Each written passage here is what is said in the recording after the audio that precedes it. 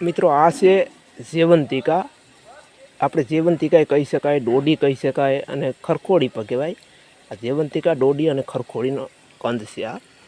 એટલે આ છે ને આપણા શરીરની માટે બહુ ફાયદાકારક છે.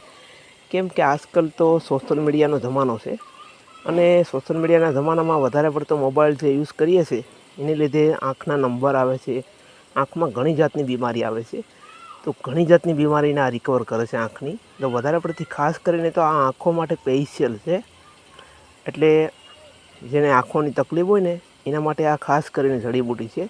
એને આની પાંદડાની ભાજી કરીને ખાવી જોઈએ. પછી આના જે ફૂલ આવે છે આના ફૂલની પણ આપણે ભાજી કરીને ખાઈએ. પછી આમાં જે ફળ આવે છે એનું પણ આપણે શાક કરીને ખાઈએ. આમાં હજી ફળ નથી થયા, આમાં લગભગ હવે ફૂલ થયા દેખાયું કે આ ફૂલ થવાની તૈયારીમાં છે. હવે થોડાક ટાઈમમાં આમાં ફૂલ આવી જશે, બરાબર. એટલે આ મેં ચોમાસામાં વાવ્યો હતો. એટલે ચોમાસામાં વાવ્યો ને ત્યાં એવડો વહેલો થયો આ. એટલે આ ખરેખર દરેકને આંગળે આ છે ને હોવું જ જોઈએ. કારણ કે આજકાલ મેં કીધું એમ સોશિયલ મીડિયાનો જમાનો છે. આંખોની અંદર ઘણી જાતની તકલીફ હોય છે. તો આ નંબર કોઈને આંખોના હોય ને એ પણ દૂર કરે છે. એટલે ઘણી બીમારીને કરે છે દૂર. તો હું તમને આખો વેલો બતાવું કે આ રીતનો આ વેલો છે. જો છે આ રીતનો વેલો છે. આમાં હવે ફૂલ આવવાની તૈયારીમાં જ છે. આ ચોમાસામાં મેં વાવ્યો હતો ને આને. જો આને છે ને આવું કંદ આવે છે. જુઓ છે આ છે ને આનું કંદ છે. આનું કંદ છે. એટલે આવી રીતના કંદ હોય છે.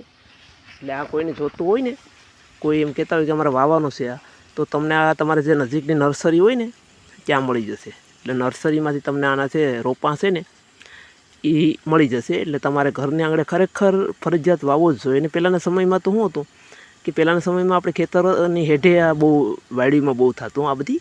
એટલે અત્યારે તો લોકો વાડીને બધી કાઢી નાખ્યું. એટલે હવે તો આનો નાશ થઈ ગયો છે.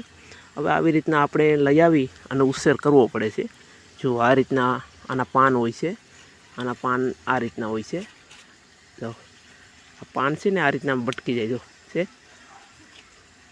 આની ખાસિયત એ છે કે આના પાન છે ને અહીંયા ભટકી જાય. આ જરાક આ કેળનો રોપડો છે ને અહીંયા એટલે જરાક મેલા થઈ ગયા, બાકી ચોખ્ખા જ હતા. જો આ રીતનો હોય છે. એટલે પહેલાંના માણસો છે ને અહીંયાની જે ખરખોડી આમાં ફળ આવે, આ ટાઈપના ફળ હોય, વકોડિયા ફળ આવે છે, એનું શાક કરીને પકાતા.